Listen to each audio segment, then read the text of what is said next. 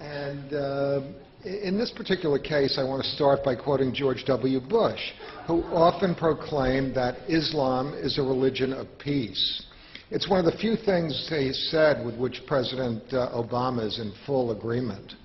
And it is doubtless true that the vast majority of Muslims around the world live peacefully and do not condone violent acts. Their secular concerns are dominant: making a living, raising families, educating their children. Their religion provides spiritual comfort, a source of meaning, even transcendence to their lives.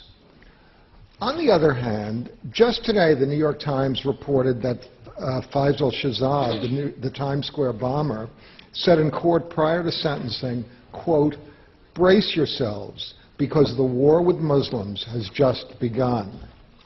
And certainly in the past decades, the vast majority of terrorist activity has been undertaken in the name of Islam. In some respects, Islamism resembles the totalitarian movements of the first half of the 20th century, the ruthless use of violence in pursuit of ideology and power by Hitler, Stalin, Mao. Just as most of their victims were their own people, most victims of Islamist terror have indeed been Muslims. But history is replete with examples of violent minorities who have held sway over peace-loving majorities. Perhaps the relevant question for this evening is what the majority of Muslims believe. But perhaps it is whether Islam, viewed as an ideological force, is in direct opposition to Western interests and Western values. Should we respect Islam as a religion of peace, or should we accept Samuel Huntington's view that we are engaged in a clash of civilizations? Or might this be a false dichotomy? Can we honor our own traditions of pluralism and free exercise of religion and tolerance, and accept that for the vast majority of Muslims it is indeed a religion of peace, without compromising our ability to defend ourselves and our values against the ruthless few that wish us harm? Well, these are subtle and complex questions, and we've assembled an extraordinary panel of experts this evening to explore them. It's now my privilege to turn the evening over to our moderator, John Donvan. But before I do so, I'd like to invite a round of applause to congratulate him on his 3rd Emmy Award.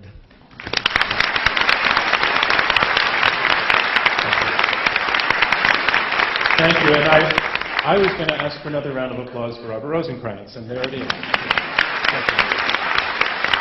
Welcome, everyone, to another debate from Intelligence Squared US. I'm John Donvan of ABC News, and once again, it is my honor to act as moderator as the 4 debaters you see sharing this stage with me here at the Skirball Center for the Performing Arts at New York University. 4 debaters, 2 against 2, will be debating this motion: Islam is a religion of peace. Now, this is a debate. There will be winners and losers. And you, our audience, will be acting as the judges. By the time this debate has ended, you will have been asked to vote twice, once before and once again after the debate, on where you stand on this motion. And the team that has changed the most minds will be declared our winner. So let's go to the preliminary vote. If you go to the keypads on your seat, our motion is Islam is a religion of peace. If you are for the motion, press number 1. If you are against the motion, press number 2. If you are undecided, press number 3. You can correct any mistake just by repressing and ignore the other numbers.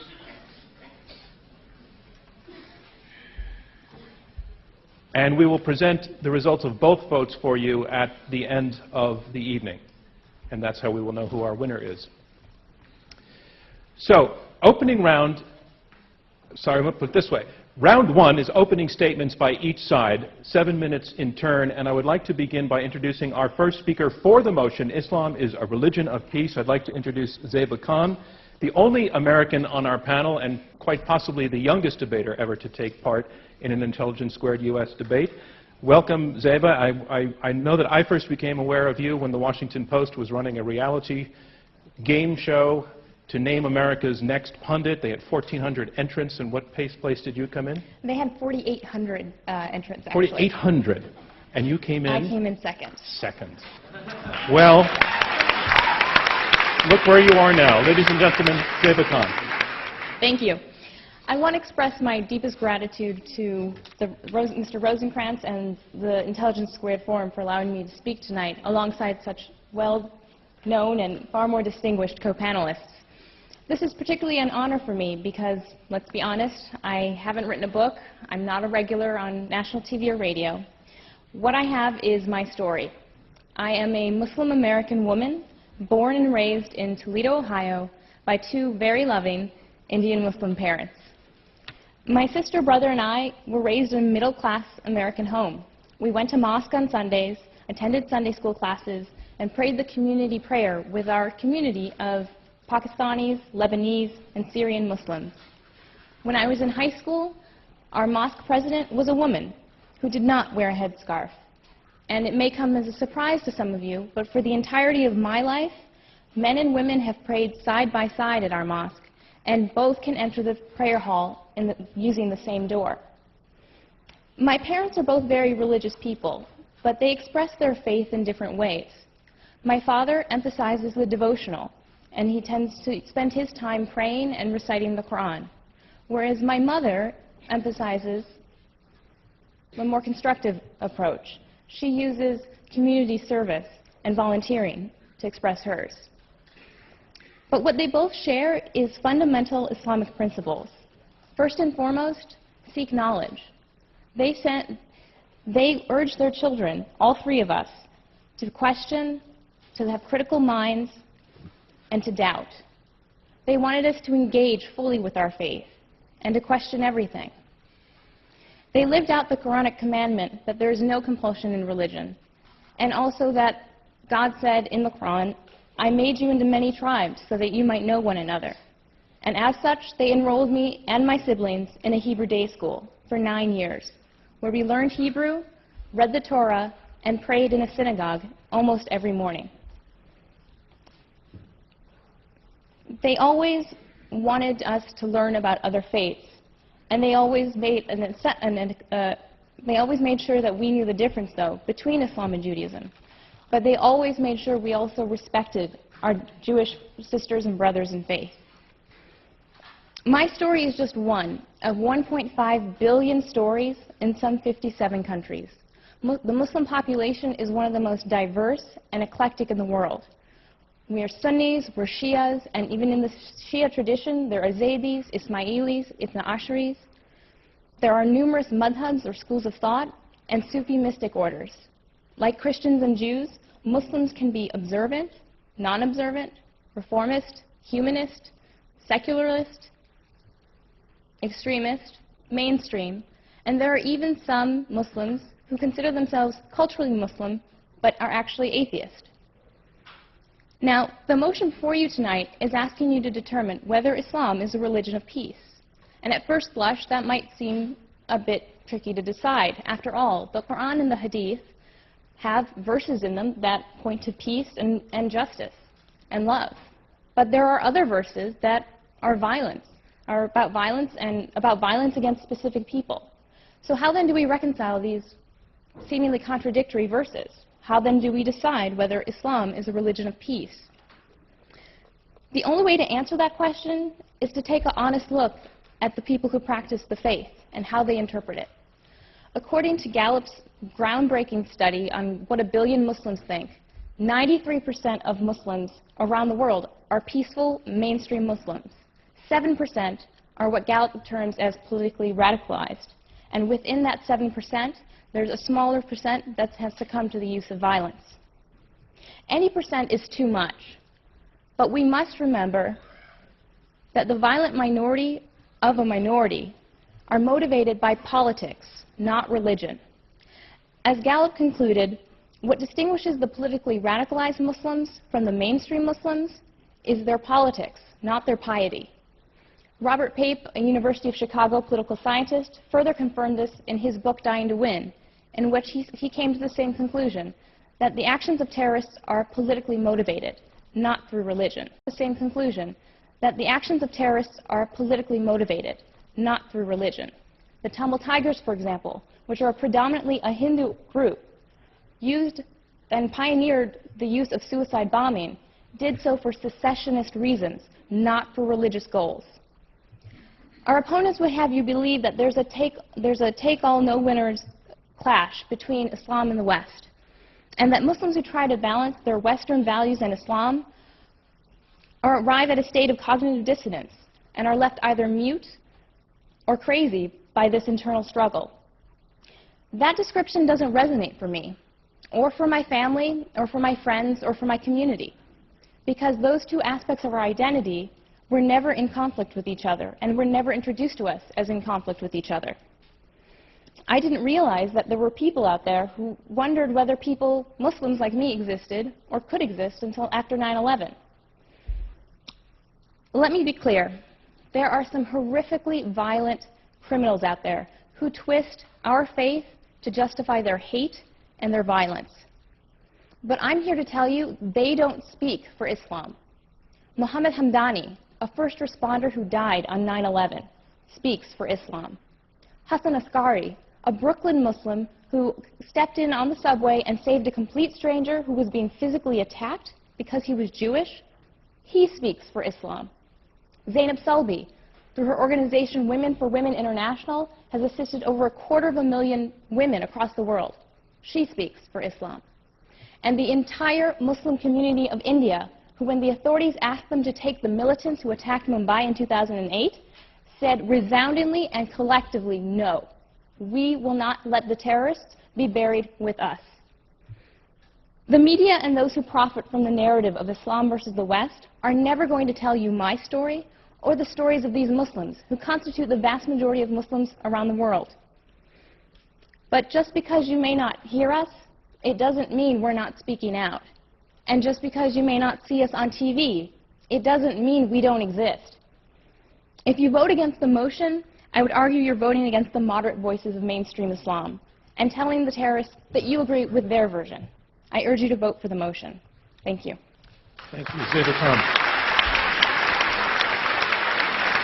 Our motion is Islam is a religion of peace. We have heard the opening statement in support of this motion. Now to speak first against the motion that Islam is a religion of peace, I'd like to introduce Ayaan Hirsi Ali, a very, very well-known dissident, born in Somalia, fled to the Netherlands where she was a member of the parliament, the Dutch parliament. Now she's in the United States, once again on a case of asylum because, Ayaan? Well, because I had to live with, basically, I was afraid for my life. Ladies and gentlemen. In the 21st century, in a free country. Ladies and gentlemen, Ayaan Hirsi Ali.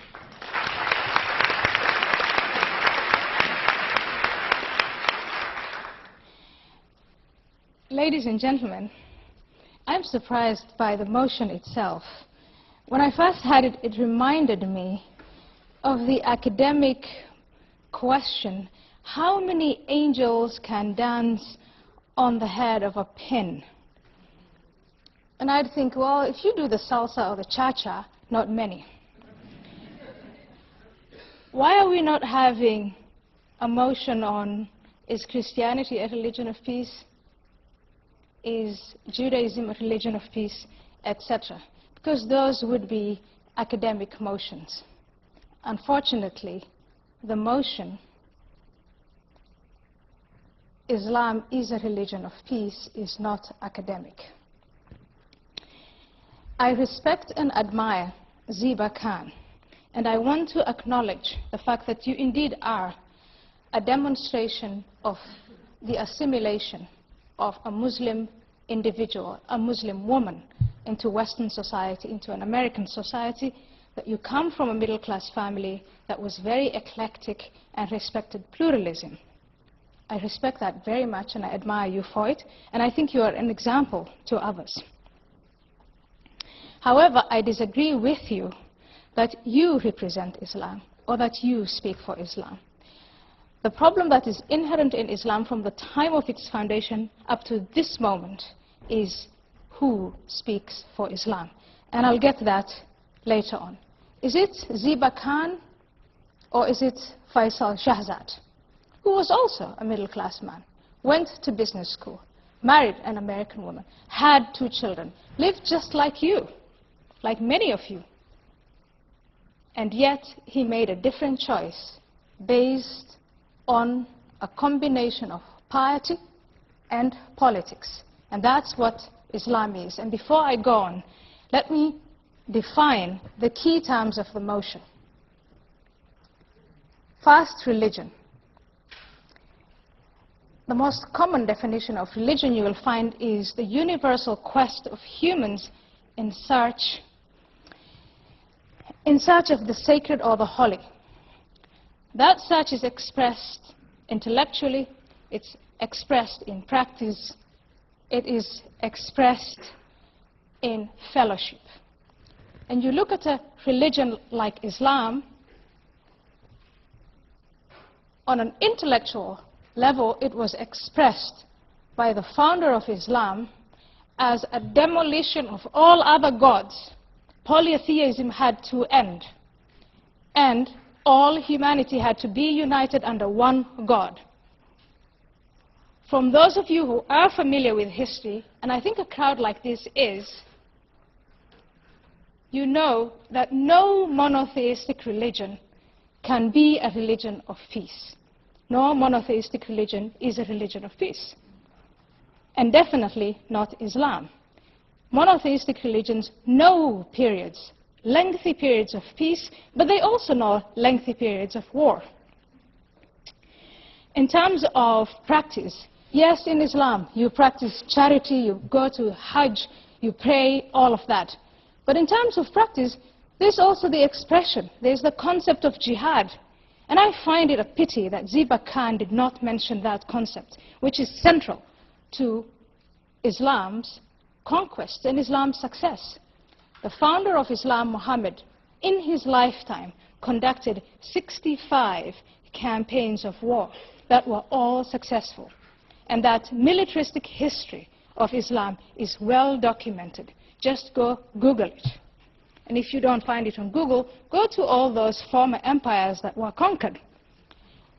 The combination of a history of empire, of conquest, also leaves a legacy behind. And that legacy is the thrusting together of people of different ethnicities, languages, etc. So even if that empire declines, the likelihood of conflict, of war, is probable, it's high, especially where there is a fault line. That's where Samuel Huntington had a point. That history of militarism, combined with the legacy of empire, those 2 points alone belie the motion tonight that Islam is a religion of peace. But that's not all. When empires decline, those who are defeated, and the Muslim empire declined, those who are defeated sometimes find themselves in a state of victimhood. That state of victimhood is exploited by the leadership or those self-appointed leaders of Islam. And what do you see? You see a number of people, and I concede it's a minority, who believe that Islam is under siege.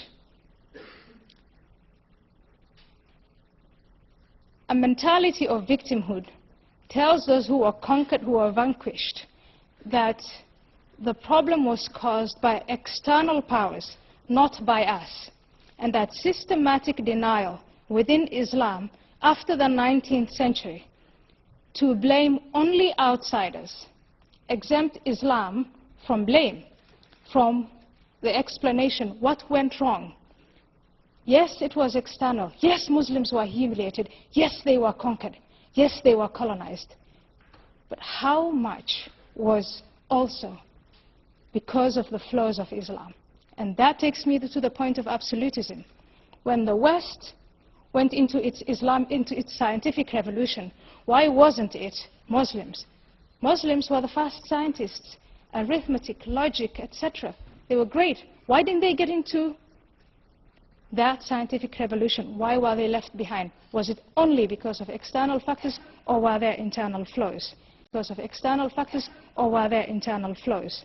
That combination of a status of victimhood and the absolutism, the demand that you can never revise or reflect on the Quran, that you can never, never, ever refute what Muhammad said, you can only follow his example. That absolutism, combined with that status of victimhood, is also enlarges the likelihood of conflict. And those two combined, like the other two factors, Ayaan Hirsi belie... Ali, your time is up. Thank you. That belies the motion. I'll keep my last two factors for the time I have remaining. Thank you.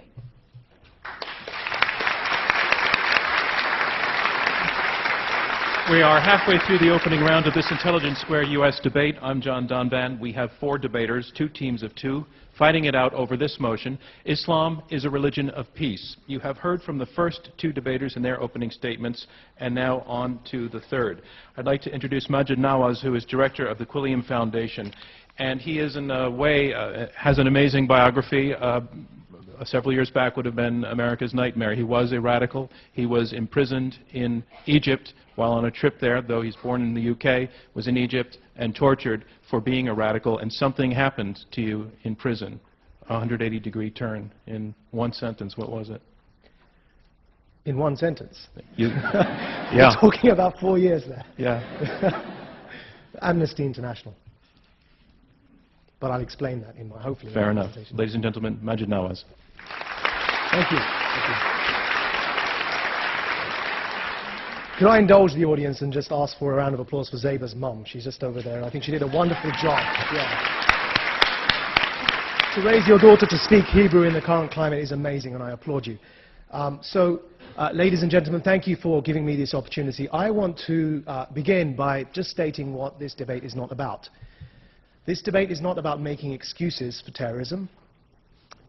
Basically, my career is to challenge extremism and terrorism in the West and also in Muslim-majority countries. I've just flown right in from Pakistan, where I've been building the foundations for the first nationwide social movement to challenge extremism and promote democratic values in Pakistan. And I'm proud to announce that just today, we gained our 10,000th member on Facebook. So this debate is not about making excuses for suicide bombers, even inside Israel. We make no apologies and no excuses on this panel for terrorism, for extremism, and for people who kill innocent civilians, including inside Israel. This debate acknowledges, we on our panel, Zeba and myself, acknowledge that Muslims do need to speak out against extremism and to challenge it, and more Muslims need to do that more actively. We acknowledge that Muslims bear a responsibility in reclaiming their faith from those, the minority, who have hijacked Islam and who have captured the public imagination in their definition of Islam. We acknowledge that, and I am, in my own person, a manifestation of that effort, as is Zeba in the way she was raised. So we acknowledge that as well. This debate, in fact, is an appeal. It's not, also, before I move to the fact that it's an appeal, it's also not a threat. So we're not going to argue here tonight that if you don't vote for the motion, that somehow Muslims are going to rise up and attack you for insulting Islam. That's not the case. This is an appeal. And it's an appeal to your good sense and your good character and to what you know inside you. This is actually not a debate for Islam at all. This is a debate for peace. And we are not arguing for Islamic peace. We are arguing for Islam to be, with all other religions and all other beliefs and those who have no faith, to be part of the effort to create peace in the world. So this is a debate for peace. It's a debate, and I'm asking you all to vote tonight, not for Islam, but to vote for peace, and to help contribute the efforts of all of us around the world who are working for peace. Because there were people like me who spent 13 years of our life working to create hatred. I used to believe that Islam is not a religion of peace. In fact, I used to believe that Islam mandates war. I used to believe and propagate across the world, in more than 3 countries, that Islam mandates war and mandates the creation of a state that will have at its heart of its foreign policy a policy to create conquest. I called it jihad. I believed Islam was not a religion of peace because I adopted an ideology at 16 years old and stuck with that until my imprisonment, and then after I was released from prison when I was 28 years old. By that time I had established this ideology in Pakistan and in Denmark and contributed to its growth in Egypt. But I learnt in prison 2 things. One was what I'm appealing to you here today, and that was when people hand out an olive branch, it does work. People I had considered my enemy, people I had considered the enemy of my people, Amnesty International, with their advocation of human rights that I believed was a tool to colonize the minds of Muslims, adopted me as a prisoner of conscience. And by handing me that olive branch, I recognized that there was goodness in the world, and there were people who, regardless of the provocation they find in the world today, are still willing to fight for peace, and are still willing to redefine the debate. And that's what I'm asking you to do here tonight. Because by redefining the debate, and by insisting that they would not allow my hatred to define for them the way in which they viewed me, they changed my heart. I went on and took that message forward and helped establish the world's first counter-extremism think tank in the West, then went into Pakistan to help establish the first nationwide counter-extremism movement in Pakistan. And as I said, we have 10,000 supporters before we've even launched of Muslims from Pakistan who are helping us to redefine the debate, who are not allowing the minority of extremists to hijack Islam, to monopolize its definition, and then define for us all that this should be a world of war, not just Islam as a religion of war, but as you heard from our co-panelists here on the other side, all religions should be religions of war in their minds. Whether that's because they want to fight or because they're not believers in religions and they wish to challenge religion from that basis. And so I make an appeal to all of you tonight to help us redefine this debate. And the second thing that happened to me in prison that helped me change my mind was that I had the opportunity, I won't say good fortune because it wasn't really that, but the opportunity to mix with some of the leading founding jihadists of the world inside an Egyptian prison, ironically built by the British. And what I learned was that I had been extremely arrogant. I had suffered from the failure that I saw here tonight in my respected colleague's presentation. I had failed to contextualize history. And when I was this young and angry 24-year-old who, yes, had grievances, who'd been stabbed at multiple times growing up on the streets of Essex, who had been falsely arrested on a number of occasions because of racial profiling, I was a very angry young man. But I went to men in prison who had been in prison since I was 3 years old, and then I met them at 24. And they had abandoned their previous terrorist ideology, and I had the arrogance to try and convince them that they had sold out, that they didn't understand that true Islam was a religion of war. And they said to me, young lad, come and sit down, we'll tell you a story or two. And over the course of the 4 years, after having learnt Arabic, after having memorized half of the Quran, after having studied the theology, though myself not being too much of a religious man, I came to the conclusion that Islam had been hijacked and abused and politicized by something that I now refer to as Islamism, the modern ideology, that owes more to post-World War I European fascism than it does to the traditions of Islam. And these former jihadists, among them the assassins of Egypt's former president, Anwar Sadat, who was killed in 1981, they had come to the same conclusions. And so I appeal to all of you as my time runs out, there's much more to say, to vote to help us all to redefine this motion, to redefine this world, because only by refusing to accept the paradigms that we find imposed upon us can we refute change. And that's exactly how the civil rights movement in America tackled this issue when they were faced with such situations in the past. Thank you for your patience and thank you for your time. Our motion is Islam is a religion of peace, and now to speak against the motion, Douglas Murray. He's a best-selling author and founder and director of the Center for Social Cohesion, also a citizen of the United Kingdom, a member of the Church of England. Until recently, you said that your study of the Quran, you said this in print, made you an atheist. That's right. I said Muhammad made me an atheist. The publisher said at the time, that's a pretty provocative headline. I said, well, get somebody to do the next one. She said, I could find a Catholic who could say Muhammad made me a Catholic.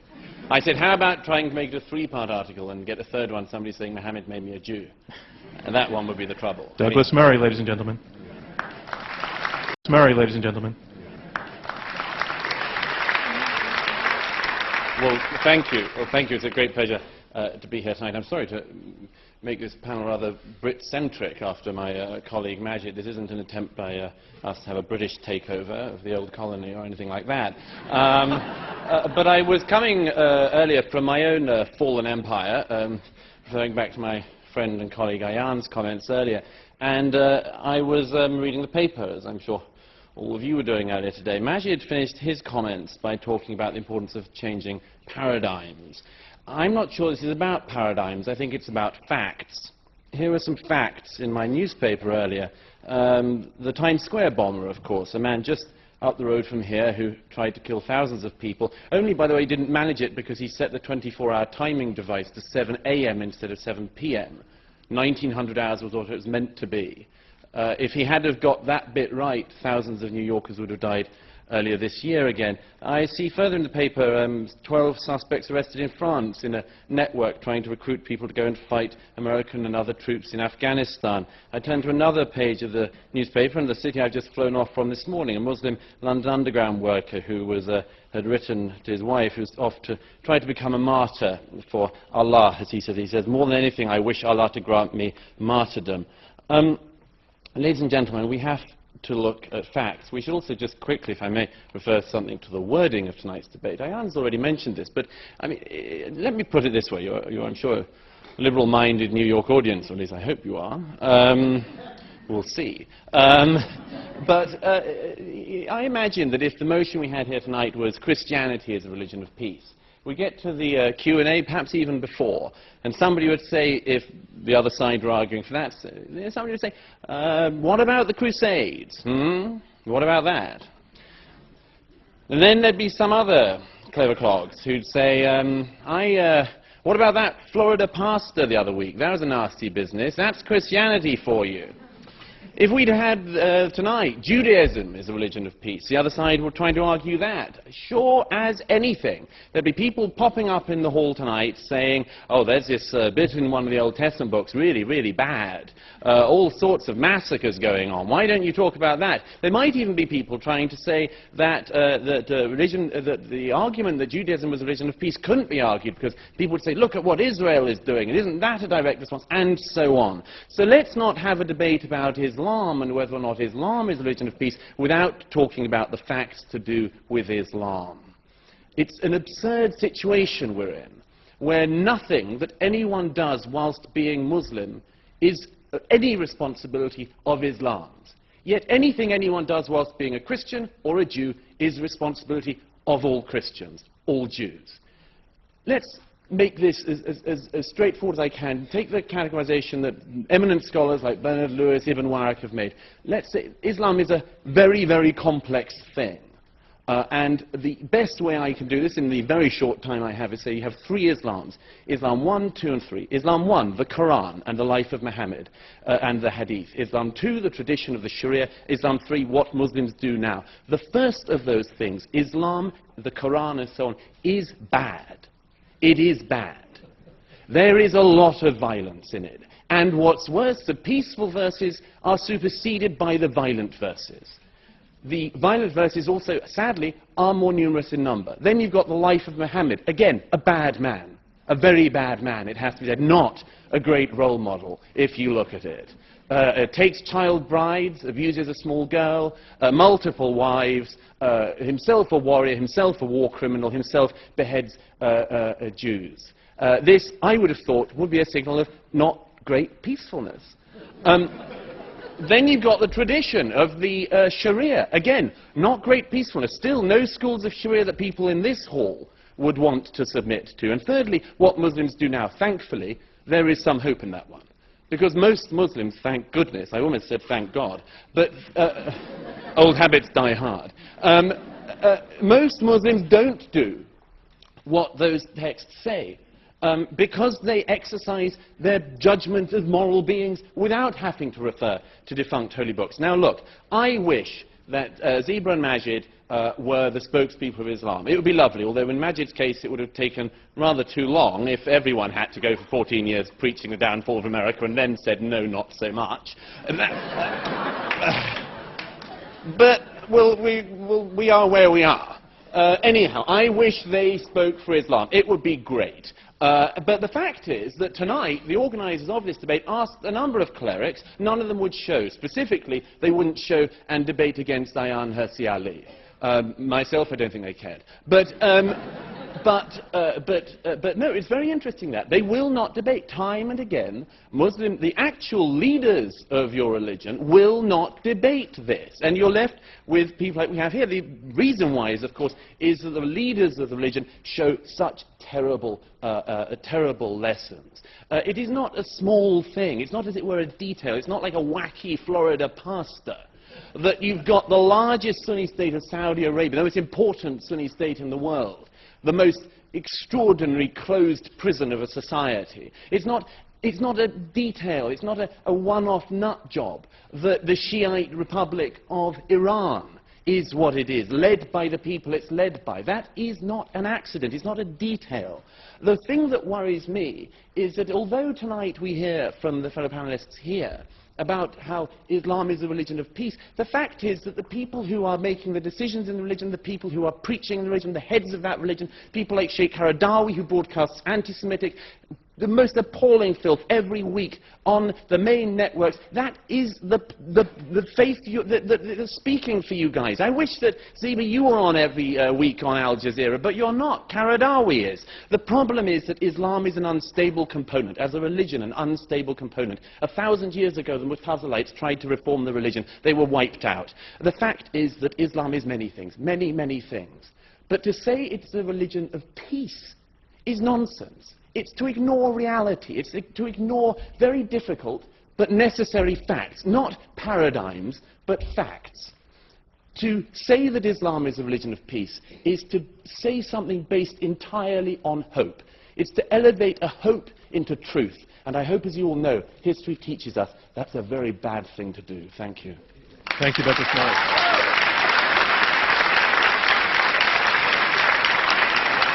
And that concludes round one of this Intelligence Squared U.S. debate. And here's where we are. We have heard opening statements. We're going to move into round two. Remember how you voted in the beginning. We're going to move into round two, in which the debaters address one another directly. They will be taking questions from me and then questions from you in the audience. So I just want to state where we are. This is an Intelligence Squared U.S. debate. I'm John Donvan of ABC News. We have two teams of debaters arguing out this motion. Islam is a religion of peace. The side arguing for the motion, Zeba Khan and Maajid Nawaz, have been make the argument that the extremists do not define Islam. Take away the extremists and you have a religion of peace. The side arguing against, Ayaan Hirsi Ali and Douglas Murray, argue it's not about extremists, it's inherent. It's inherent in the tradition, it's inherent in the scripture, and it's inherent in the history.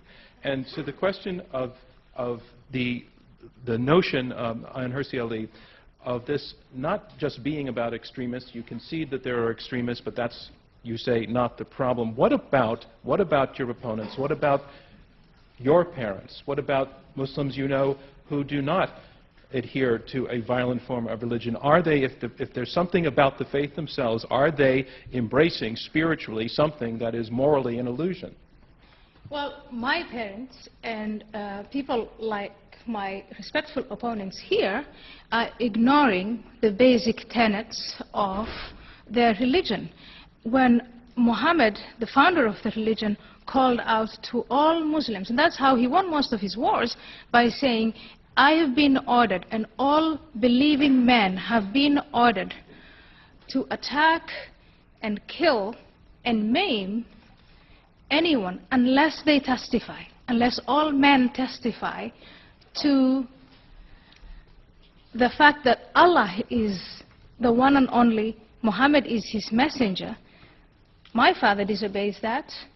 Maajid Nawaz tried to obey that first and then stopped obeying it. But the fact that that scripture is there and that history of militarism is there belies the notion that Islam is a religion of peace. The point I want to make is Islam is a religion, when you take the scripture, that can be employed to wage war, and Islam as a civilization has known periods of peace, but you cannot, if you pay attention to that history, pay attention to the evidence, continue to say that Islam is a religion of peace, that Islam is a religion of peace. No monotheistic religion is a religion of peace, no monotheistic religion is only a religion of war. It is both.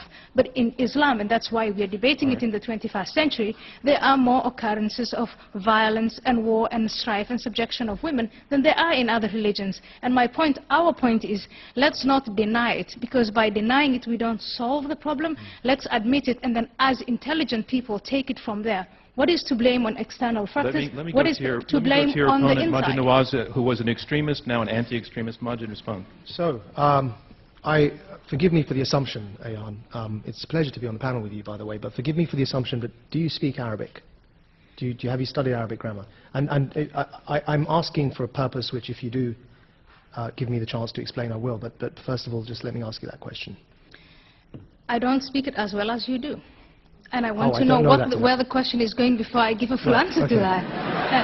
If you want me to quote the Quran, I will. You may be surprised that I don't know if I speak well or not, but the reason I'm asking is that you just quoted a hadith of the Prophet, and you actually really did exaggerate what he said. And I'll quote you the exact hadith in Arabic and then translate it. Now, what you quoted was... well, the hadith is أمرت أن أقاتل الناس حتى أمرت أن أقاتل الناس حتى يشهدوا أن لا إله إلا الله. Now, what you quoted and in the translation was kill and maim, and you went on and explained. Now, actually, أقاتل means to fight. Now, I'm not saying that that's a good hadith. What I'm saying is, when we're translating, let's try and be accurate. And that brings me to the point. And that is that I've just thought of a word to describe this, and it's just come to me, so thank you, because I'm going to use it forever onwards. And that word is suspended intelligence. There's a tendency, when discussing Islam, to suspend the tools that we have learnt and studied, that you have studied as well, that we use to analyze every other piece of scripture and literature in the world. And that is that we recognize that texts do not speak for themselves. We recognize that when we interpret scriptures and texts and books and poetry, that they are contextualized, that we have methodologies to approach them. When we're reading Shakespeare, when we're reading anything, we recognize that there's a way to interpret text, and there are schools of thought and differences over how to approach texts. Now, if we contextualize Martin Luther and say the Reformation was a good thing, despite the fact that he said, kill and slay the peasants, wherever you find them, when they followed Thomas Müntzer, when he was calling for not just breaking away from the papal authority, but also for rebelling against the monarchies and the dictators that they found themselves in. Martin Luther sided with the tyrants against Müntzer and said, kill the peasants wherever you find them. Despite that, I'm prepared to say the Reformation was a good thing. And the reason I'm prepared to say that is that Martin Luther must not be judged by the standards of civilization that we, after an accumulation of thousands of years, have arrived at. He must be judged by the standards of civilization that were around during his time. And that's how society evolves. And we recognize that for every other faith and for every other piece of literature, yet when it comes to Islam, somehow we want to suspend what we've learned about that and quote verbatim from texts. Yes, we read things in their context. I mean, you read Chaucer in context. Chaucer doesn't have followers. He doesn't have 1.4 billion people who believe everything. Sorry, I quoted Martin Luther, not Chaucer. Or are meant to believe everything. I suppose Martin Luther does have followers. If you allowed me to speak, I'd address your Luther point. I'll get there, I promise. Right. You don't have followers of Shakespeare who insist on, or are meant to insist on line by line following everything Shakespeare did and believing everything he wrote. That's because it's literature. Actually, what's happening, Maajid, is you've put your finger on the problem. Absolutely. It's not us that isn't applying the rigorous critical faculties. We're applying them to the Quran as we would to any other work of literature. You're not, because you can't. And the final thing on that, if Maajid... What do you mean that he can't? Well, because Maajid knows very well that Maajid is a believer. And believers are not allowed to contextualize the text. Can I bring you back to my question? What about Martin Luther? Is that really true? If you were allowed to contextualize, you would say some of the things that Muhammad did is crap. You would say some of the things Maajid, is it true that you cannot... So you contextualize. Is that true? No, it's not true. Now, can I say... What do you think of Muhammad taking a 6-year-old as a bride? What do you think of that? I don't think that's a particularly good idea. However, what I would say is that there are many, many people in history that have done such a thing. And what we're talking about here is the failure to contextualize actions for the standards of their time. And I'll come back to the point I made, because, Douglas, you didn't address it despite your protestations that you were going to. Now, let me just ask you again. Martin Luther was a fundamentalist, wasn't he? Absolutely. All Christians will agree with you that he was a fundamentalist. Can I now answer Maajid's question? Please. And then I want to bring in Zeba. If there were currently Lutherans, there are Lutherans around, you meet them occasionally in Scandinavia and so on. Very nice, very nice it is. And peaceable guys they are by and large. If, however, there was a large proportion of Lutherans somewhere in Scandinavia that started blowing up non-Lutherans, or no, sorry, let's be absolutely right, started massacring peasants, do you think the people would say, hang on a minute, let's not criticize Martin Luther, he did that by the standards of his time, we shouldn't criticize his followers all that much, we shouldn't point out what he said and so on. No, we just say, you know, don't go and massacre peasants, full stop. It was rubbish at the time, it's rubbish now. It's the same with the Quran. You're missing the point. If you're failing to judge... Let me bring in your partner. Zeba Khan. I just wanted to point out in terms of when we're talking about the Quran and saying that we can't contextualize it, that's simply not true. That is a debate that's hot in the community amongst Muslim scholars and amongst Muslims themselves. We're debating that very question. Is the Quran a living document? Much like it's similar in comparison to, say, the Constitution and the debates that happen around that. Excuse me, around that. The fact is, scholars say that, you know, when you look at the Quranic Arabic, there can be, you know, 2, 3, 4, 5, 6 interpretations for every word. There's only certain things in the Quran that scholars agree are concrete, like the concept of God, afterlife, things like that. But beyond that, there is a wide range of interpretation, which is why there is a history that not many people look at, and that's part of the problem, that nobody's actually looked at the history of debate within Islam about every sort of aspect that can come to mind.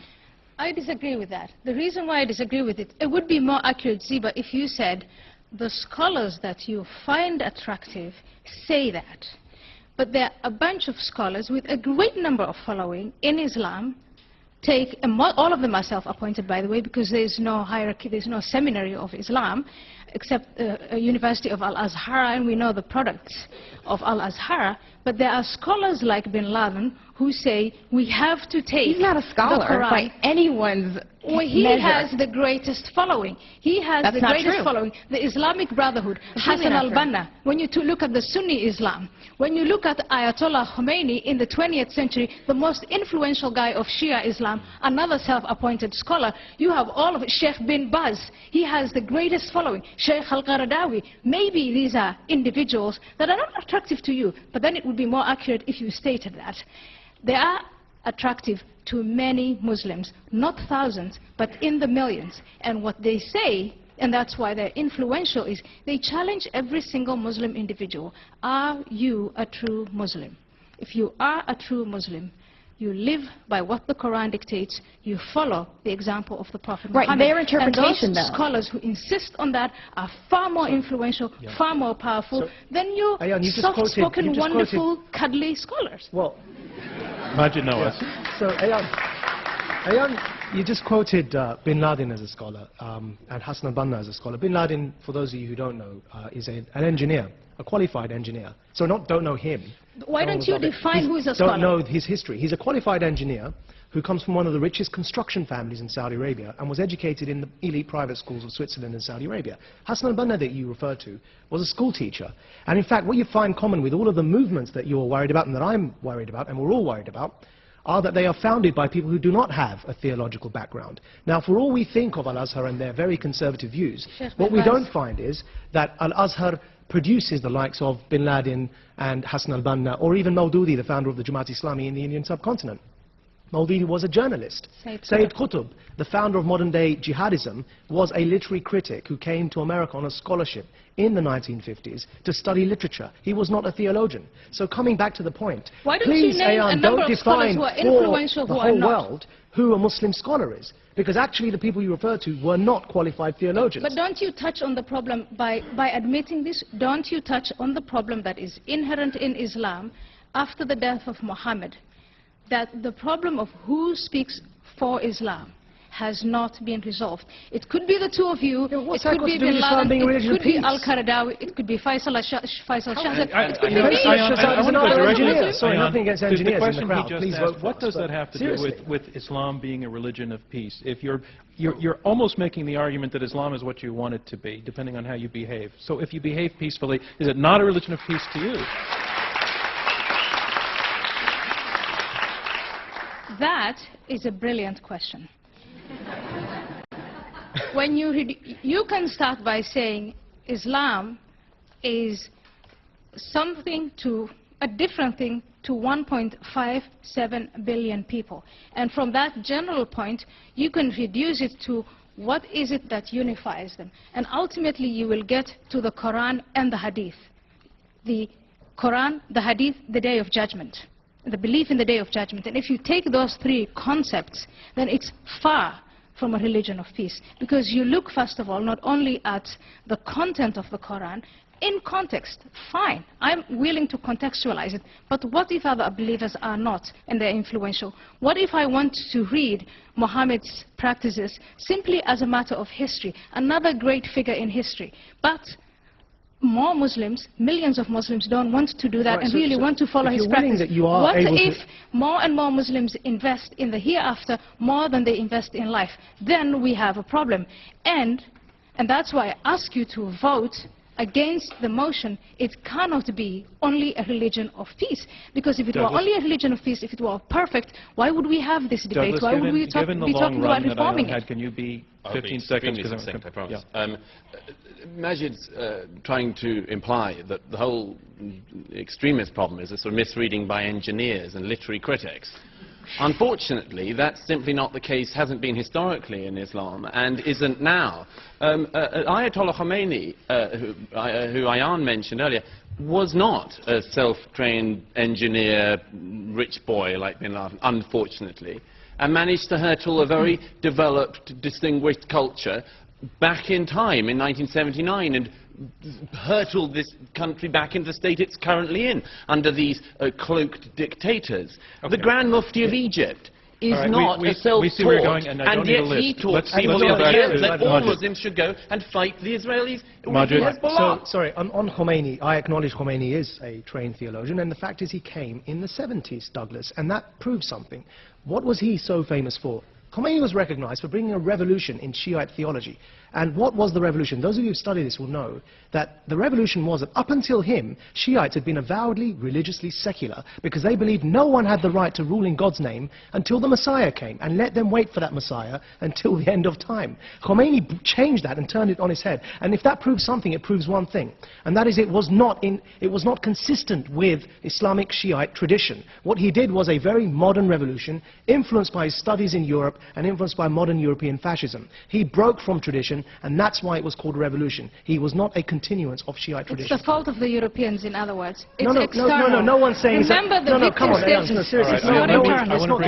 Zeba, I want to ask you something about reforms for Islam. Does Islam need reform? It needs a renaissance. It doesn't need a reform. Reform in the sense, and the reason I say that is because we have to be careful of our terminology. If we say reform as in Reformation, we're thinking of a Christian context, where you had the Protestants and Martin Luther saying, rejecting the Catholicism and the Pope. But the thing is, in Islam, there is no Pope. There is no centralized authority. So there can't be a reformation in that sense. What there needs to be is a return to genuine Islamic principles, which have been not studied, have not been enforced, and are forgotten.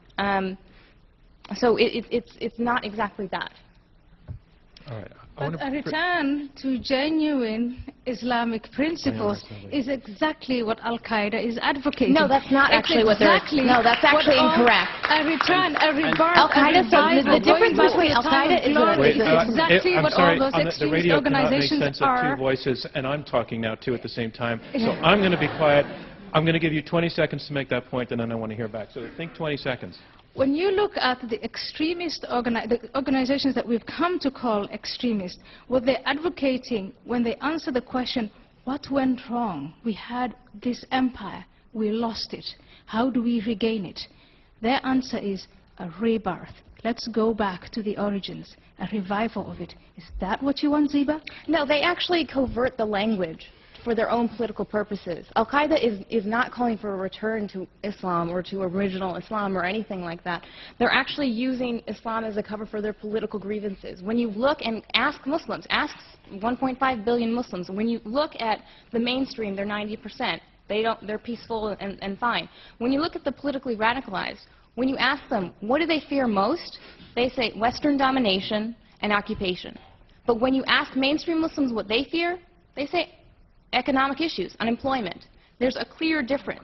And so they're not, what we can determine from that is it's not religion, because religiosity between the two is indistinguishable. How pious they are, indistinguishable. It's the one factor that makes the difference is what they focus on and their grievances against, perceived grievances against the West. But don't we get back to one of the core problems which you still haven't addressed, which is the life of Muhammad and his teachings, which is as follows. Is that if a Christian group decides to go back to the teachings of Christ, you know, the worst stuff they find is the Sermon on the Mount of Olives. They can find one verse where Jesus is said, I think the Gospel of St. Matthew, to have said, I come not to bring peace but a sword. But the rest of it is all love thy neighbour and all that sort of stuff. If you're a Christian group looking to go back to the sources of Christianity, you just find a lot of, well, hippie stuff for a lot of modern people. So what is it about this religion we're talking about tonight that you say is a religion of peace, that when people go back to the origins, they find a founder who was violent, teaching violence? See, this comes back to what you mean by people going back to the origins, and I refuse, as does Zeba, and as we're asking for all of you to do, is to refuse for Islam to be hijacked and monopolized by the bin Ladens of this world who want to tell you what it means to go back to the original sources. Now, if that was the case, then I ask you, why is it that in Bangladesh, where there was a free and fair election, the Islamist party lost roundly? They completely lost the elections. In Pakistan, where there were recent elections, the Islamist alliance in the north that came to prominence after the occupation of Afghanistan, they completely lost all their seats. So the Muslims in two of the most populous Muslim-majority countries in the world, as is the case in Indonesia, whenever they have a chance to vote, they do not vote for the Islamist extremists. And time again in elections across Muslim-majority states, they have proven that their interpretation of Islam, and they are the majority, is not the interpretation of Douglas, Ayaan and bin Laden. Now, I don't want to be in that camp. All right. I want to take a little break and move on to the topic and the status of women in Islam.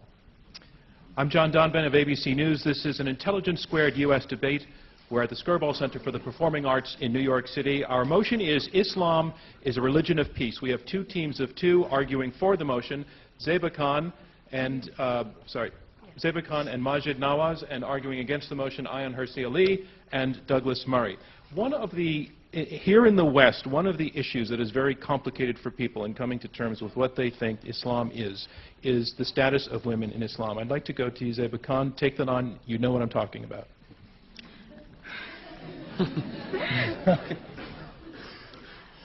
The perception is that for a lot of people out looking at the Muslim world and Muslim majority countries is that Muslim women are somehow, they aren't, they're subjugated, that they don't, to a point where they are intimidated to ask for their rights and to demand them. But that's not the case. I mean, when you look across Muslim majority countries, if you look at Iran, for example, where there's zero gender gap in education, by the way, men and women enjoy the same amount of education. Obviously, when you're at that level of education, you're aware of what your rights are and what you are demanding. And so, you know, in Iran and places like that, they are demanding their rights. They are pushing for them. In places like Afghanistan or Pakistan, where the gender gap is larger, that gap obviously needs to be filled. But there are women who are pushing there as well. It's not. It's women that are stepping up and taking the lead on this. Other side response? Ayaan Hirsi Ali. Well, when I try to define Islam as a religion, there is expression. What you find in the Quran is expression after expression, verse after verse, and also in the Hadith, that women are subordinate to men, that they have a guardian, they need to have a guardian. Their testimony is worth half of that of men. They can only inherit half of what their brother inherits. When it comes to sexual offenses, women are the ones who get, in reality, where Sharia is implemented, and that is not only the practical side of Islam, but also the fellowship side of Islam, everywhere where Sharia is implemented. And there are more places in the world today where Sharia as a family law is implemented, where it's not implemented on a political level, but in all of those places you see a subjugation of women. You see honor killings. You see women who are denied education. If you look on a global level, the levels of illiteracy among women in the Middle East is appalling. That's not something that I'm telling you because I'm, you know, whatever, I misunderstand Islam. It is appalling. That's not something that I'm telling you because I'm, whatever, I misunderstand Islam, but that is report after report. And the latest one is the United Nations UNDP Human Development Report that was first published in 2002, and that was again published in 2003, 2004. And if you follow these reports, this is empirics. This is not something that I'm imagining. The situation of women in the Middle East, in Muslim countries, is dire.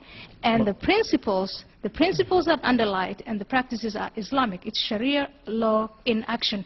And the appalling, the nightmare is women who have fled those countries, who are now in the West, American citizens, European citizens, are subjected to parts of Sharia law. And Zeba, I think that denying that kind of, not just as a matter of debate, but I then try to question, where does your solidarity lie as a woman who grew up in a free country, a free woman, and as vocal as you are, shouldn't you be more solidar with them? I am. Zeba Khan. I am.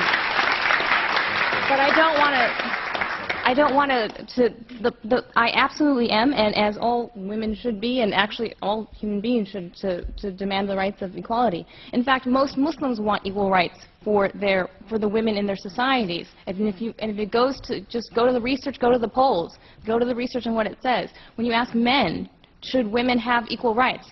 Majority in the countries surveyed, in the Gallup survey, said yes, they should have equal rights, including in Saudi Arabia. Maajid Nawaz. Yes, I want to acknowledge that a lot more needs to be done and a lot more needs to be said about eliminating some of the practices that you referred to, Ayaan. And I recognize that there are practices in Muslim-majority societies across the world that are repugnant, not just to a Western mind, but generally to any decent, rational human being. But I want to approach this being a man, and the first man on the panel to comment on this question. I want to approach this from a slightly different angle, and that is this, that many of you in the audience are men, and if the law of average was to fall true, then you'd be probably around 50%. Now, how many of you would be comfortable with your spouse, your wife, as your boss at the same time? And it may sound, it may actually be a truism, because for many people in a marriage, the boss is the wife. But the reason I'm asking that question is that even in times like today, many men find that uncomfortable, to be married to their boss. And yet, Ayaan, who referred to these practices that were repugnant to us and said that they are sourced in Islam, the founder of Islam, the Prophet Muhammad, his boss, his first wife, was his boss. And many people don't know that. And so what I want to demonstrate by this point is that it's a complex matter. There are practices in Muslim-majority societies that we need to reform, but it's too simplistic to trace them back to the life of a man who lived 1400 years ago, and in many of his practices was quite revolutionary for his time, and in others was like every other man during his time. So the fact that Douglas referred to the fact that he had a bride that was underage is something which we can now look back on and say that was an awful practice. But just as we look back on many things that Romans did and say that was an awful practice, just as we look back on many things that Martin Luther did and said that was an awful practice. But we don't judge these men by the standards that we have today. Let's bring in Douglas Murray. No, we do, and we should. We should, Maajid. And may I say, it's a bit too cutesy to compare a man who raped a 9-year-old girl repeatedly with men being, the wife's a bit of the master of the household and so on. A bit too cutesy and a bit too much avoiding the issue, which is this, that this is actually a very real concern which doesn't just apply in mid-7th century Arabia, but today, here and now, in Britain. In my own country, we now have, thanks to an arbitration act put into a law in the 1990s, whereby people can have civil disputes arbitrated under laws that they can decide on, that we now have Sharia courts in Great Britain. And the Sharia courts that in Great Britain are operated by people who are actually clerics. They are religious authorities. There's one at the moment, Siddiqui in Leicestershire. Now this man runs a set of Sharia courts. A couple of years ago, it turned out that we found out a little bit about the sort of thing he was deciding. And sadly, again, it's not reformist stuff, because when you go back to the Sharia, people take the lessons from it and they make judgments like the following: 6 women who had gone to the Sharia courts because they were being physically physically abused by their husbands. They were persuaded to drop the cases because this should be a matter between a Muslim woman and her Muslim husband and the Sharia court. This should not be a matter for the police in Great Britain in 2008. That stinks. What's more, there was in another case, a local Muslim man died. His will was arbitrated by Sharia because that was what happens now in 21st century Britain. And the arbitration of this man's will gave half the inheritance to the daughters as to the sons of the man, because that's what you have in the Quran. But so it's all very well to say just that it's something actually said that he agrees with you that this stuff needs to change. But the point is that when you look at the courts that are doing this, when you look at the religious authorities, when you look at the clerics, the judgments they're making, those are the kinds of judgments. I wish that Maajid would get some clerics on his side who could set up rival Sharia courts that didn't decide that women were second-class citizens. But sadly, at the moment, that is the case. So, Douglas, actually, the irony was, that, as you know well, that the person who came out most publicly in support of those regrettable Sharia courts in the UK was the Archbishop of Canterbury, and we at Quilliam opposed their creation. And actually many Muslims in Britain do oppose their creation because it raises the question. Islam has never had a clergy, it's never had a pope, and so when you try and institute Sharia courts as law, the question arises, whose Sharia do you follow? Now that's an internal debate that's going on and raging, and that I'm part of in Pakistan, for example, because there isn't one version of Sharia, and everything you've referred to is bad. We condemn these practices, but the fact is we can't call them, we can't be reductionist, essentialist, simplistic, lack nuance and call it Sharia, because there isn't one Sharia, as you well know, just as there isn't one reading of Shakespeare. All right, I want to move on, and when we come back we're going to take questions from the audience. All right, so we're going to go to questions from the audience now, and if you raise your hand, what I'll do is take a cluster of questions and then start presenting them to the panel. And I just want to remind you, if you'll get a microphone, please stand up and hold it about 2 fists away from your mouth so that the radio can pick you up. And please keep it as terse as possible, right against the wall there, and blue shirt here, and eyeglasses and green. All right. So you get 30 seconds to ask your question. It makes me nervous that you've got something written down on a piece of paper. Under 30 seconds, I promise. All right, go ahead. Zeba, in your opening remarks, you said that Islamic terrorists are motivated by politics, not religion. Considering that Islamic terrorists make up the majority of suicide terrorists in the world today, what's happening to Muslims politically that isn't happening to any other major religious group that can account for the disproportionate amount of terrorism coming out of the Islamic world? Bingo. That was a good question. Yeah, that is under 30 seconds. Yeah, that was a great question. Your number. I'm going to take the questions. Oh, sorry. Then number 2. Yeah. Yes, I'm ready for you, sir. Oh, I'm sorry. There, with the microphone. Yes, you, sir. The question was relatively similar, but I'll make it. This has to do with the Muslim community's reaction to suicide bombings. You stated there's 1.5 billion Muslims, and yet the silence of this community on suicide bombings, the justification, the rationalization, the wiggles from the community, from the religious community, from the Muslim states, Arab states and Muslim states, is something that in the West we find puzzling. How would the panelists react to that? Thank you. And third question? I hope this isn't too naive, but if Islam is not a religion of peace, is it possible for it to become one? Well, I think that's a great question, actually. I was trying to get at that with the reform issue, but I just think you put it far more eloquently. So I'm going to take all those questions because I thought they were all good. Zeba, do you want to take the response to the first one? Basically, why the preponderance of terrorism, the questioner is saying, is committed by Muslim extremists. Why are we not seeing that happening from other groups? So what I can't say is, I know that it's a complicated question, and so you have history involved, you have different factors that contribute to the answer. What I can say for sure, just based on looking at the studies that come out, is that the level of religiosity, the level of piety of violence of terrorists compared to mainstream Muslims is virtually, there's no difference. So it's literally, when you ask them how practicing they are, how often do they attend services, things like that, it's literally the same. So that can't be the distinguishing factor. What we do know, as I mentioned earlier, is when you ask them, the one big difference is when you ask them what they fear the most. And they say their perceived idea of Western domination, which is very similar to what we hear from our opposition, a perceived fear of Islamic domination. Idea of Western domination, which is very similar to what we hear from our opposition, a perceived fear of Islamic domination. And so when you compare that to the mainstream, who just want to get a job. Would the other side like to respond to that question as well? Or to the answer that you heard? And if not, we'll move on. Well, I'll move on. Okay. Can I just add something? Sure. No, sorry. There's also, I think, just to add something, that the preponderance has a lot to do with the spread of a certain ideology that I refer to as Islamism, that has arisen in the post-colonial context and that was exported to the Middle East through geopolitics. Now, what happened was that there was a need for a cause to resist against colonialism. And Britain was a secular liberal country. The cause, the ideology that the Arabs adopted, who were resisting, initially it was Arab socialism, Baathism, and that morphed into Islamism, which owes much of its origins to Arab socialism.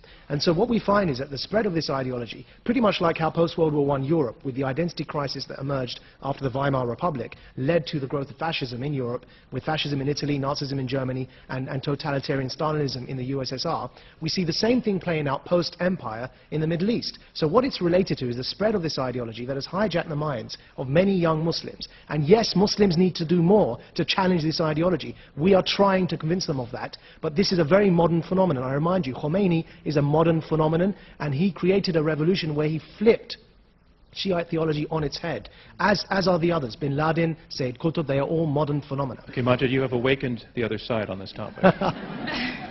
Yes, because should have kept my mouth shut. Ayaan Hirsi Ali.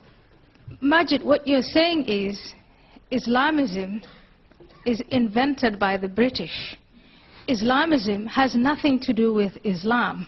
External, external, external. Those poor Muslims who are seduced with the Quran and the activities of Muhammad, their own culture, their own convictions, their own history, they have, they are only the victims.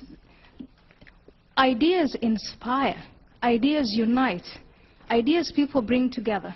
And Muhammad succeeded first and foremost in uniting a disparate Bedouin desert Arab group of people. And they unified and they conquered. And when it worked, it was all Islam. When Muslims were successful, when they conquered lands, it was all great. It was Islam.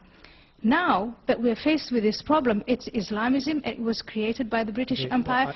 I just want the other side. I don't think we will ever be able to address this issue if we systematically refuse to acknowledge, and that is what that side of the panel is doing. So let me finish it. Yeah. To systematically refuse to acknowledge the flaws of Islam. I grew up as a Muslim. I left Islam. Why did I do it? Because I couldn't hide away from the blemishes. And I believe we can improve that. I can believe we can inspire young Muslims and the youth bulge. There are millions and millions of young Muslim men under the age of 30. That in itself is a source of violence without it being Muslim. We can inspire them if we can only acknowledge that part of the problem is us, not just the British Empire. I'm not saying it's the fault of the British. If I was going to say that, I would have joined a very successful British law firm. What has Islamism got to do with Islam? I'm saying to you, I would have been a lawyer and I would have got on with my life.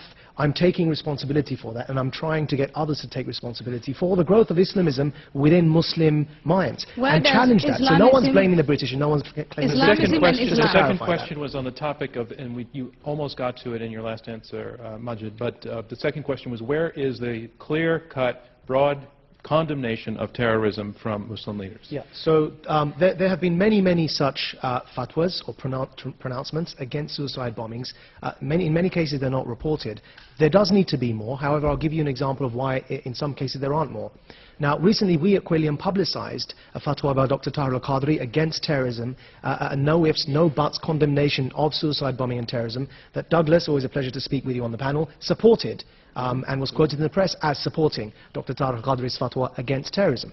Now, the reason why there aren't many more such examples, though there are quite a few, is because prior to Dr. Tahir al-Qadri issuing this fatwa, his colleague, who was also from the same way of thinking, was assassinated in Pakistan, was killed by a suicide bomber in a mosque where all the other congregants who were praying were also blown to smithereens because he had the guts to simply give a sermon in that mosque condemning suicide bombings. And so this is why many people are scared, because it takes guts, I tell you, to go into Pakistan and try and challenge these extremists. That's a country that doesn't have much rule of law. It's a country that's struggling against the so-called Pakistani Taliban from taking over a third of their country. And they're fighting that fight on the front lines. And there are those who are brave enough just to give a speech to condemn terrorism, and they're blown to smithereens in their mosque while praying. Maajid. And surely they're religious people. They were praying in a mosque, Douglas.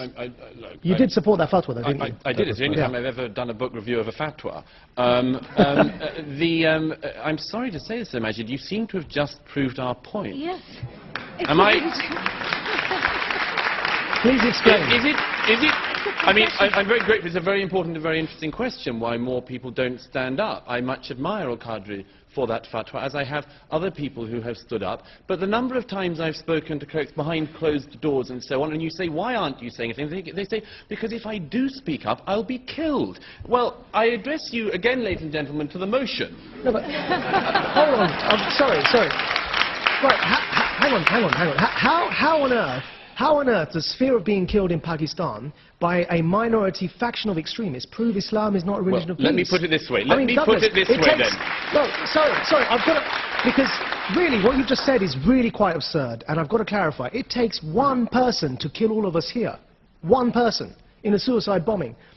Now, if we were scared of saying what we're saying now because of that one person, it doesn't mean all of us love war and hate peace in any way whatsoever. It means we all fear that one person who could walk through that door with a suicide bomb jacket strapped to his chest. If we were That's discussing argument, Quakerism here tonight, does anyone think that when a Quaker said, I'm quite fearful about speaking up against certain things in my faith, come on, this only happens with Islam. There is no other major faith in the world today where it is the case that people are fearful of addressing religion because they're afraid they'll be killed. It's only Islam, and we're saying there's a reason. I'm afraid of being killed by apostates. Yes. And many of you who came here tonight came under unusual circumstances. I'm not in government. I'm not a powerful person.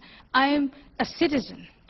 Just a normal, ordinary person. Can you explain what you mean by unusual circumstances? Unusual circumstances. You went through metal detectors to come to a debate in New York.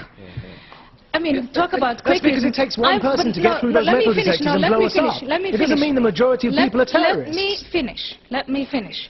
The people that I am protected against, and you as an audience too, the individual who wants to kill me because I'm an apostate of Islam is inspired to do that from the scripture of Islam, the example of the Prophet Muhammad, the clergy that preached to him, and the reward he will get in the hereafter that is promised in the Quran.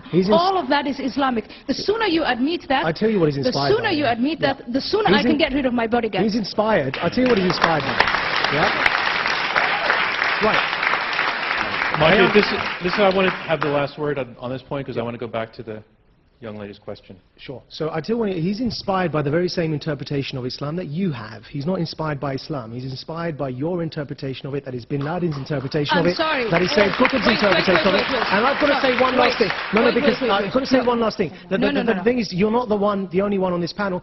I have an al-Qaeda death threat on my head too because I'm saying what I'm saying. And what I'm saying is that, and I've been attacked in Pakistan physically for saying this, what I'm saying is enough to extremism, enough to terrorism, let's separate Islam from extremism and disempower the minority of extremists who are trying to hijack a good faith. Douglas, you've had death threats as well. Minority. You have also had death threats. Sure. I mean, one of the points about this area is everyone gets death threats. I mean, it's just an unfortunate thing about this Zeba and I are debate. going to leave this I mean, as I say again, I think it speaks for itself. I hope no one threatens a chair. Can you repeat the question that I liked so much? Yes. If Islam is not a religion of peace, is it possible for it to become one? My answer is yes, on condition that, first of all, Islam is not a religion of peace, and I hope that we have demonstrated here tonight that it's not. Can it become a religion of peace? Yes, if a number of conditions are met. But what is it for all of the people who practice it peacefully? But let me But complete the what is conditions. that faith that And they're not only practicing practice it then? peacefully, but we... That's the part that I'm not finding in your explanation. Why are we having, again, over and over again, first of all, in my view, no monotheistic religion, because there's that divider between we and they, and because when that's unifying, I mean, there are so many factors within every monotheistic religion that make it inherently aggressive. It's not only Islam. Inherently aggressive. It's not only Islam. But there are a number of factors that in the 21st century combine. Again, there is the history of militarism and the awareness of that. There's the victim status. There's the youth bulge. Let's not forget that. There's the revival of that theology, the revival of the example of the Prophet Muhammad, the investment in the hereafter. And you say a lot of people practice the religion in peace. What we know is that a lot of people are passive and are actually not practicing their faith, are not practicing Islamic Who are you scripture. to say who's Let me finish practicing it. their Let me faith and finish. who's not? Let me finish. They're It's not for following you to the example. decide. I'm the Muslim. You're not. But let me finish. Let me finish. You are not practicing.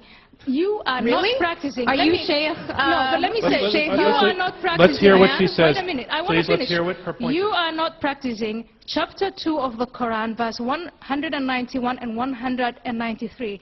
And slay them wherever you find them, and drive them out of places whence they drove you out, for persecution of Muslims is worse than the slaughter of the non-believers. Chapter 2, You let are there not- be no compulsion you are in not- religion. Yeah. Chapter So, 2, okay. to Well, each that- community okay, great. which is I given love that. direction as it follows, all of you compete in the performance of Which good proves deeds. This could go on So for a which very point? long time. We have so many verses. So that's not let me say, a but that reliable proves my argument. Well, point. let's have one That proves person my speak point. at a time, If and you will you come read back. the peaceful, Ayaan, start again, because I was talking. that proves my point. If you read from the Quran and you say it's a religion of no compulsion, and you believe that that verse is practiced by a person like you, you will concede that there are other Muslims who will read the verse that I just quoted and be inspired to engage in acts of violence. And by the way, the verse that you just read, it has a latter part that says, except the unbelievers. Sure, I'm sure. Every part does. And I can look at the Old Testament But and New I Testament wanted to the same complete way. the answer to the Ayaan, question. Let's Zeba answer this. Sorry, what was the last one? Well, my last point was that it is both. It's not just a religion of peace, it's also a religion of war, and both verses prove that. Okay. But do you want to respond to that, Zeba, or do you want to... I think I'll have to come back. Okay. Douglas. That is an important one.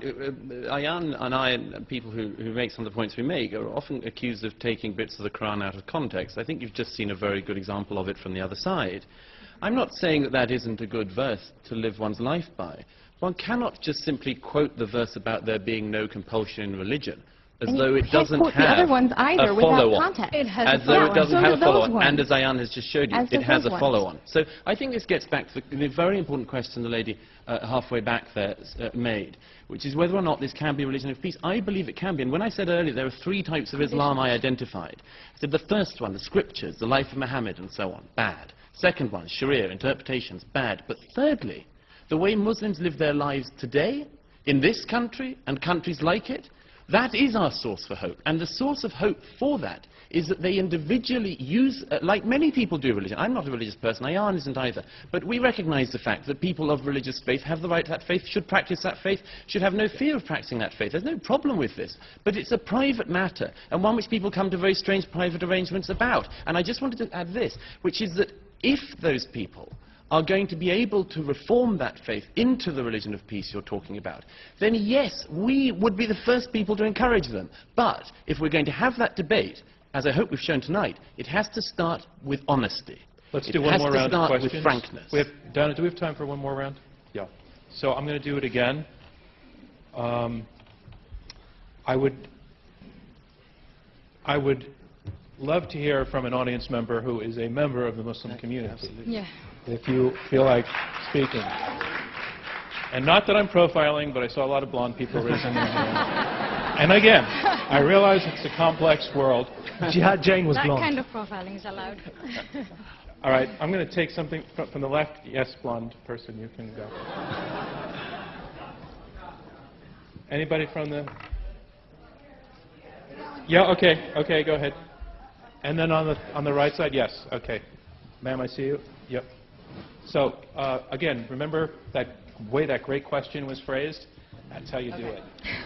So, for those in favor of the motion, my question is, what she just read from the Quran, you know, you expressed that you didn't agree with it, and clearly, you know, you're interpreting the religion as you will and in a very peaceful way, which is great, but, you know, do you ignore those parts? How do you react to it? You said there were multiple ways, just like we interpret the Constitution, there are multiple ways to interpret what the Quran is saying. I just want to know exactly how you interpret that chapter she just read to us. Thank you. To that end, I happen to be Roman Catholic, but my wife is Israeli, and my son just went through his bar mitzvah. There was some pretty spicy stuff in Leviticus. Sure. Yeah. Sure. But then I had no Catholicism idea. went through the Reformation and Enlightenment. Yes. Hello, I'm from Pakistan. I'm a Muslim from Pakistan, and I just want to comment on the suicide bombings. There's one almost every week.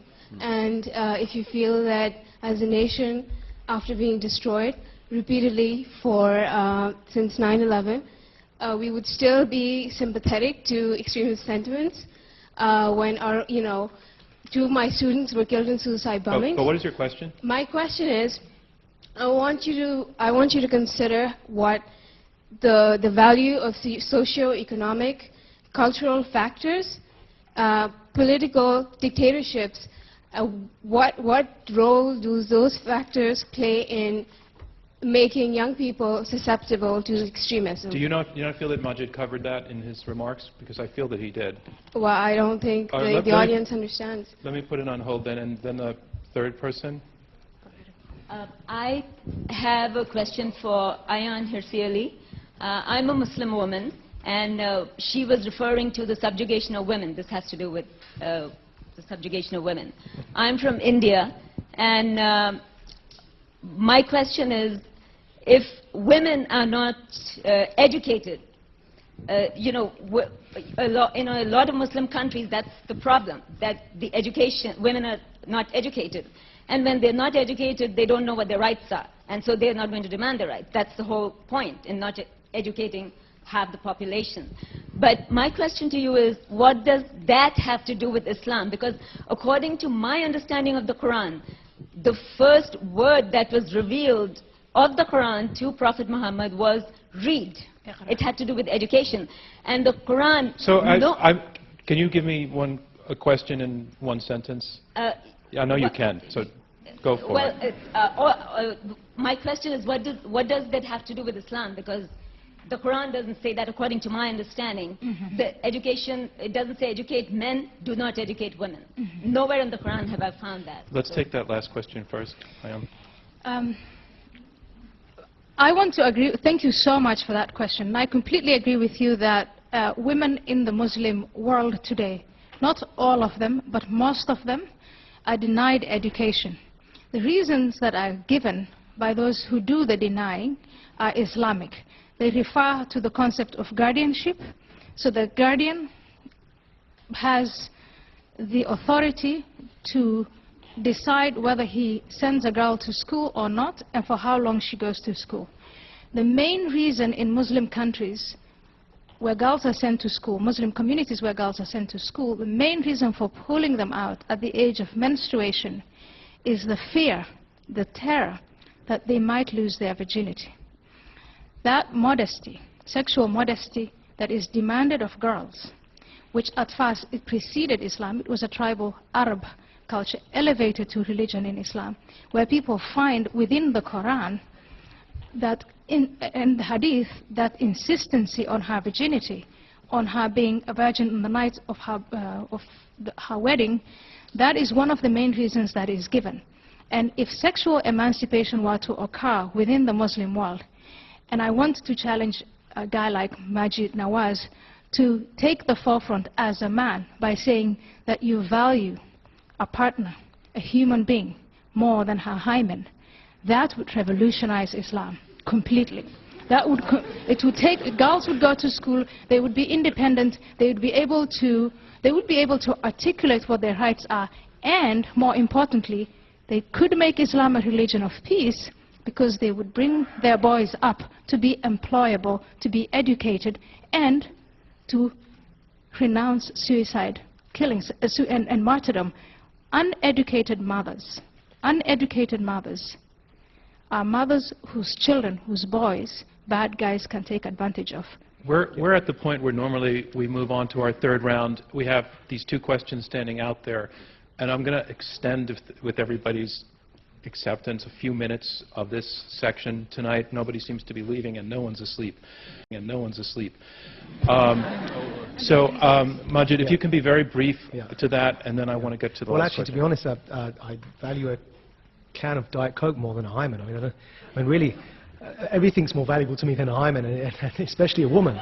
So I really don't understand the point of your question there. But allow me to say, however, that every Muslim questioner from the audience today is not a true Muslim, and every one of you may be a Christian is not really a Christian, and any of you may be a Jew is not really a Jew, because I have the absolute monopoly of defining all three of those religions for all of you. And really the passages that, because I'm saying this because of the first question, and that is the passages that were referred to about fight them wherever you see them. Now the thing is, really, the founding fathers of this great country who wrote the Constitution believed in slavery and were practicing slavery. Now, does that mean that we're going to define the whole of America and its Constitution by that practice? Or are we going to contextualize that practice and say that when they founded this country, slavery and abolishing slavery was not at the forefront of their minds, but later on it was abolished, and that's an achievement for this country. It's not something that defines this country.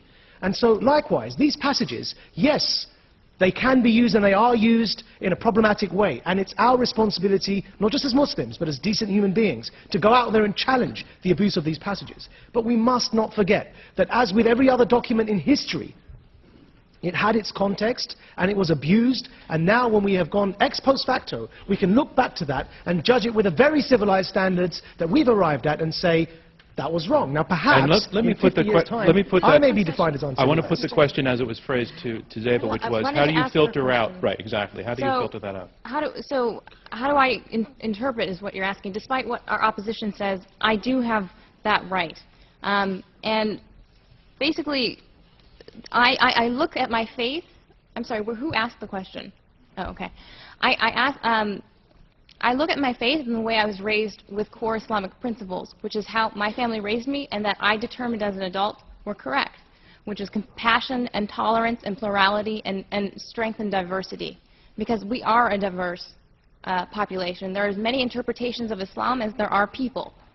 And so the other point I want to make to that is that there are clergy and clerics who are who do stress this. I mean, if you look at 2005, at the Amman message, where 200 Muslim scholars from 50 countries stressed a re-emphasis of Islam's core values of compassion, mutual respect, acceptance, freedom of religion. There is precedent for this, not just for me as a layperson, but from the clergy as well, to reassert these lost, in some areas, lost values. I do have to. This is a very, very complex one, but it has to be said. Maajid's just given the comparison with the founding fathers, and there has to be some clarity about this.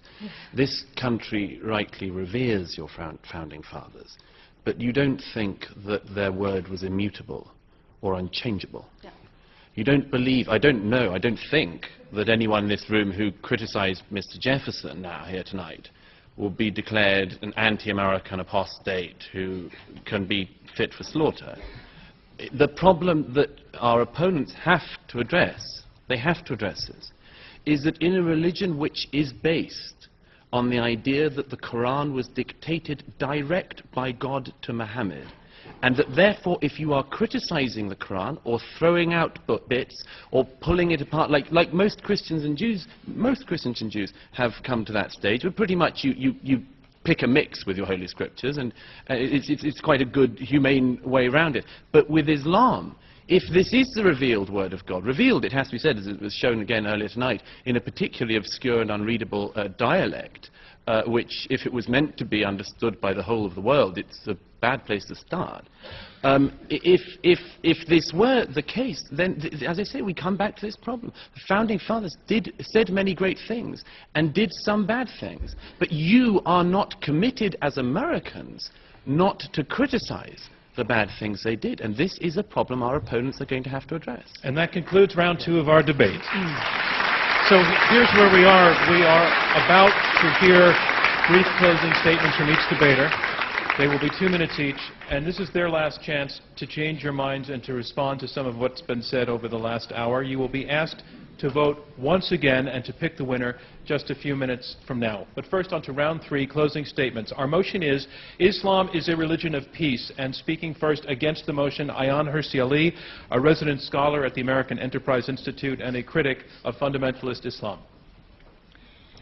Islam is not a religion of peace, and I woke up to the facts on the 11th of September 2001. Perhaps I should have woken up to the facts earlier, but I admit that I did that then at that time.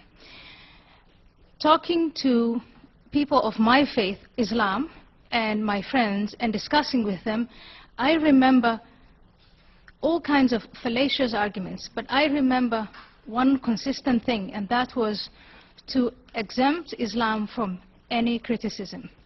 It was culture, it wasn't Islam. But a religion is born in a culture, and if that culture is not peaceful, then that religion is not peaceful. I was told it's politics. We've heard it tonight many times. It's not the religion.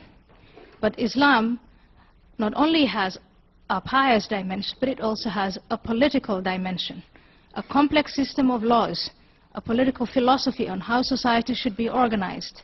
And if you look at that political system, it's anything but peaceful.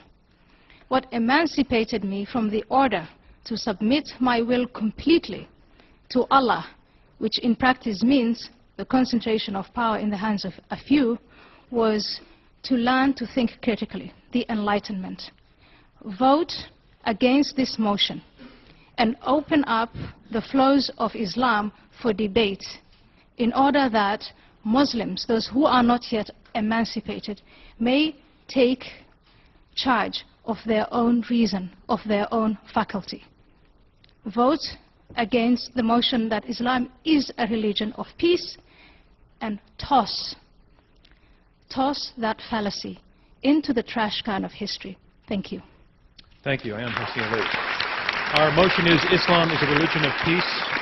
Now to summarize his closing position for the motion, her position for the motion, Zeba Khan, writer and advocate for Muslim American civic engagement. Thank you. Faisal Shahzad, the underwear bomber, and the group of young men that were picked up in Pakistan. All of them were for violence and trying to attack our country and learn how to attack our country elsewhere. But the one thing else that the media consistently forgets to mention, or conveniently forgets to mention, is who turned all of them in. It was Muslims. It was their family. Because that is a Quranic principle, that you stand up for justice, even if it's against yourself. And in this case, someone's son, or several people's sons, or the underwear bomber's father, who was Nigerian and not American, did this, turned him in and sent word to the authorities. And a Senegalese merchant was one of the first unreported, but was one of the first people to see the Times Square attempted bomber. Our opponents have a very simplistic outlook on this, on the world and what's currently at stake. They see it being Islam versus the West. But the truth is, it's not. It's between moderates and extremists of all kinds. And I urge you to vote for the motion because the overwhelming majority of Muslims, the facts are clear.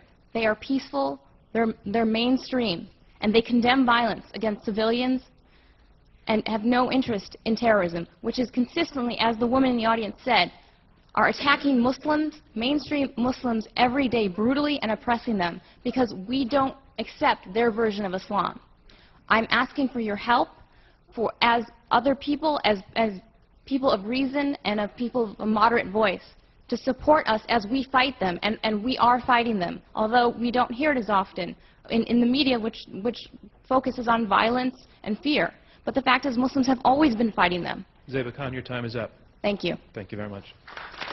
Our motion is Islam is a religion of peace, and here to summarize his position against the motion, Douglas Murray, best-selling author, founder, and director of the Center for Social Cohesion.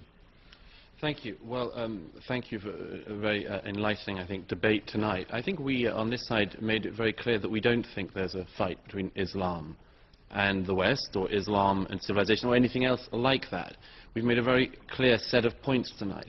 And one of those points, which I hope people will bear in mind, is we have said repeatedly that it is in Muslims and their critical faculties, Muslims and their behavior, Muslims and their faith, that we have hope. We have hope.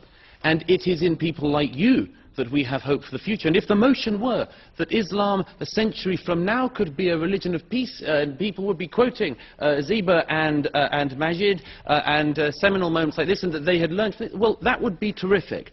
But at the moment, tonight, you're being asked to vote on whether Islam is now a religion of peace. Is Islam a religion of peace? I think it is very clear that it is not. This does not mean, of course it doesn't mean, that Muslims are all violent. We would never make that point. We never have made that point. Nor does it mean that there isn't hope in the future. Nor does it mean that we have to have continual clashes till the end of time. But it means we have to start by being honest.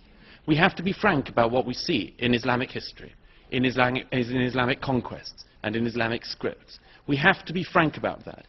In societies which Islam dominated, conquered, and subdued the peoples in the Middle Ages, people who were not Muslims were sometimes allowed to remain in those societies, but they were allowed to do so only by having second-class status, dhimmi status. I would ask you tonight, ladies and gentlemen, not to be dhimmis, not to have second-class status, not to vote for things because you think it's polite or because you think you have to say them, but because you think they're true.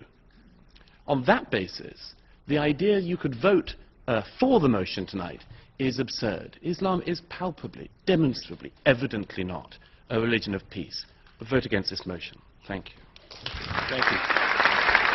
Our motion is Islam is a religion of peace, and our final speaker to argue for the motion that Islam is a religion of peace, Maajid Nawaz, director of the Quilliam Foundation and formerly a member of a radical Islamist party. Thank you. Right, so I'm not going to ask you to be polite. I would dread to think that that's why you'd vote for the motion. In fact, what I'd like to do is give you 4 reasons to vote, basically 4 reasons why the panel's arguments are incorrect and 4 reasons then to vote for the motion. And as for the failure of the panel, I think number 1 is that there's a failure to contextualize. As I've tried to say time and time again, there's a failure to contextualize history and texts and sources, and there's an intellectual suspension that occurs when discussing Islam that simply doesn't occur when discussing the Constitution or any other piece of literature or writing. Secondly, there's a failure to disclose, and as we've heard from the panel, both of them, and there's nothing wrong with this, by the way, both of them are not believers of any faith, and that's their perfect right to do so, but they've made it clear their real agenda is with all religions. And I think we have to be honest with ourselves, that actually religions can and have historically played much good, and have come to much good in the world, including the Reformation, despite the fact we have to contextualize it. Thirdly, there's a failure to nuance, and as we've heard, gross generalizations about Islam by quoting isolated passages are being made. And fourthly, there's failure to be honest. And that honesty is in refusing to recognize that the vast majority of Muslims, where there have been democratic elections, have refused to turn in the extremists, as the examples I cited in Bangladesh and Pakistan. Now, please vote for the motion. And the reason I'd say that is reclaim Islam. Don't let the minority hijack it. Yes, even for those of you who are not Muslims, reclaim it because it's a faith like all other faiths that does need to be redefined in current times. Secondly, vote for peace. This is not a vote for Islam. It's a vote for peace, and I'm sure all of us want peace. And thirdly, I'd say, help the confused Muslims in the world, the faction, the minority, the young minds, like I was, who are confused, help them make up their minds by giving them guidance, by giving them an olive branch, and voting for peace tonight. And finally, I'd say that even if you're unsure, even if you think Islam is not a religion for peace, I would ask all of you here tonight to vote, as we've heard the admission from the other panel, it can be a religion of peace, so vote for what you'd like Islam to be. If you'd like Islam to be a religion of peace, vote for it. Thank you. Thank you. Maajid Nawaz. And that concludes our closing statements, and now it's time to learn which side you feel has argued the best. Sorry? I just wanted to object. Okay. Now it's time to learn which side has argued best. We are asking you again to go to the keypad at your seat that will register your vote. We'll get this readout almost instantaneously. Our motion is Islam is a religion of peace. If you agree with the motion, push number 1. If you disagree, if you're against the motion, push number 2. If you're undecided, push number 3. And we'll have the results in about a minute. Before we get there, I just want to say that this has been probably the most spirited debate that we've ever had. And I thought it was conducted mostly with respect and with honesty, and I want to congratulate all of our panelists for coming out here.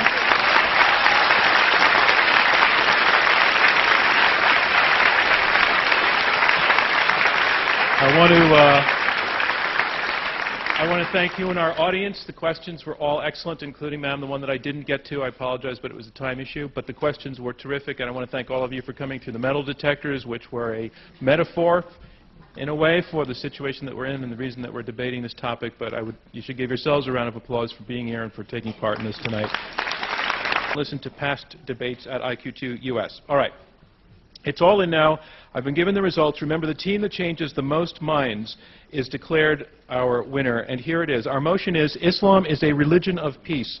Before the debate, 41% were for the motion, 25% were against, and 34% were undecided. After the debate, 36% are for the motion, 55% against, 9% undecided. The side against the motion wins. Congratulations to them. Thank you from me, John Donvan, and Intelligence Squared US.